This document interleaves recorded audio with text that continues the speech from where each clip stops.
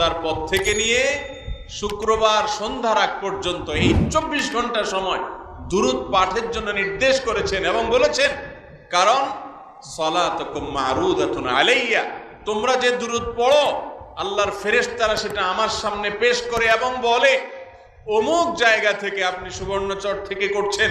তো আল্লাহর ফেরেশতা বলবে যে হে আল্লাহ রাসূল, সুবর্ণচর থেকে বাংলাদেশের ওই থানার ওই উপজেলার ওই গ্রাম থেকে অমুকের ছেলে অমুক আপনার প্রতি দুরূদ প্রেরণ করেছে। নবীজি সাল্লাল্লাহু আলাইহি ওয়াসাল্লামের কাছে সেটা উপস্থাপন করা হবে।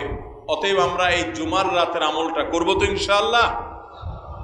ভাইরা আমার, আপনি যদি আমাকে জিজ্ঞাসা করেন যে ভাই একটা আমলের কথা বলেন যে আমলটা আমার সকল কিছুর জন্য যথেষ্ট হয়ে যাবে, তো আমি বলবো সেটা হলো দুরূদের আমল।